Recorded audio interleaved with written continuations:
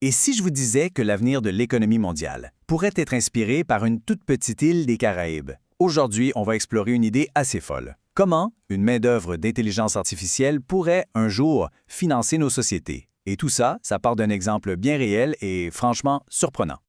La question peut paraître un peu extrême, je sais, mais c'est exactement ce qu'on va décortiquer. On va commencer avec une histoire qui se passe en ce moment même, une histoire qui pourrait bien être un aperçu de notre futur. OK, alors allons-y. On parle d'Anguilla. C'est une petite île, mais son destin économique a été complètement chamboulé par deux petites lettres, A et I. 65 millions de dollars. C'est ce qu'Anguilla s'attend à faire en 2025. Pas avec du tourisme, non, juste en vendant des adresses web qui finissent par .ai. Pour une petite nation comme ça, c'est une fortune. Et c'est là que ça devient vraiment impressionnant. Ce chiffre, 47 ça représente presque la moitié du budget total du gouvernement. Pensez-y, les écoles, les routes, les hôpitaux d'Anguilla sont payés en grande partie grâce à une ressource qui n'existe que sur Internet. Ce graphique-là, il est assez parlant. La partie en jaune, c'est l'argent qui vient du .ai. On voit tout de suite à quel point cette source de revenus domine tout le reste. C'est un changement économique total pour eux. Donc, ce qu'il faut retenir de ça, c'est simple. On a la preuve concrète qu'une population humaine bien réelle peut être soutenue financièrement par une main-d'œuvre qui est 100% numérique. Anguilla, c'est notre preuve de concept. Bon, maintenant qu'on a notre exemple, comment on fait pour passer de cette petite île au monde entier? La clé, c'est de comprendre une différence fondamentale entre le monde physique et le monde numérique. Le monde des atomes, le monde physique, là, sa croissance est lente, elle est linéaire, c'est difficile de doubler le nombre de voitures sur la route en un an. Mais le monde des bits, celui des logiciels, lui, il peut grandir de façon exponentielle. On peut copier un programme 1 million de fois en quelques secondes. Et ça change tout. Et c'est justement là qu'on arrive au projet IA.xyz. L'idée, c'est de prendre le modèle d'Anguilla et de l'appliquer à l'échelle de la planète. Sauf qu'à la place des noms de domaine, notre nouvelle main-d'œuvre numérique, ce serait des agents d'intelligence artificielle. Alors, voici les règles du jeu pour notre simulation. Imaginez, les 8 milliards d'humains sur Terre deviennent des actionnaires. Les travailleurs, ce sont des agents IA. Chaque agent paie une petite taxe d'$1 par an. Et le plus important, leur population se multiplie par 10 chaque année. Maintenant, regardez bien ce tableau. Au début, en 2025, le dividende annuel par personne est d'à peine 1 centime. C'est rien. En 2029, on arrive à 125 $ par année. Bon, ça peut aider à payer une facture d'électricité, mais c'est après que ça devient fou.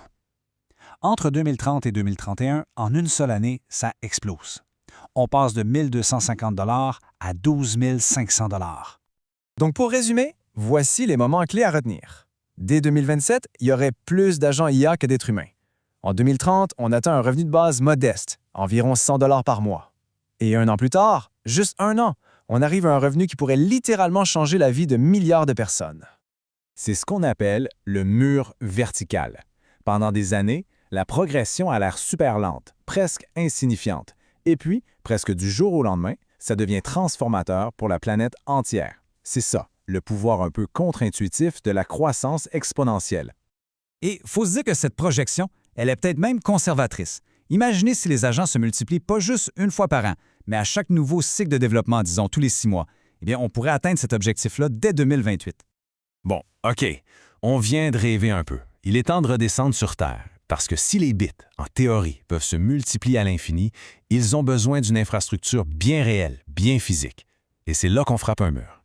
Le problème, il est assez simple à comprendre. On peut imaginer des trillions d'agents IA, pas de problème. Mais ces agents, ils roulent sur des serveurs. Et ces serveurs consomment de l'énergie, énormément d'énergie. Ce graphique montre l'ampleur du défi. Pour faire fonctionner les 100 000 milliards d'agents qu'il faudrait en 2031, on aurait besoin de plus de 10 fois la capacité de production d'électricité de la planète entière aujourd'hui. C'est un obstacle qui est colossal. Mais et si ce défi n'était pas un mur infranchissable? Et si c'était plutôt la toute première mission qu'on devrait donner à notre nouvelle main-d'œuvre numérique? L'idée, en fait, ce serait de créer une sorte de boucle. Les tout premiers agents IA ne serviraient pas à générer de l'argent directement, mais à régler le problème de l'énergie. Par exemple, en accélérant la recherche sur la fusion nucléaire ou en optimisant le déploiement de panneaux solaires à grande échelle. Essentiellement, ils construiraient eux-mêmes l'infrastructure qui permettrait ensuite leur propre croissance explosive. On se retrouve donc avec cette tension super fascinante. D'un côté, le potentiel numérique pour créer une économie d'abondance semble presque à portée de main. Mais de l'autre, ce potentiel se heurte de plein fouet aux limites bien physiques de notre monde. La question n'est peut-être plus de savoir si on peut écrire le code pour ça, mais bien si on est capable de construire le monde matériel nécessaire pour le faire fonctionner.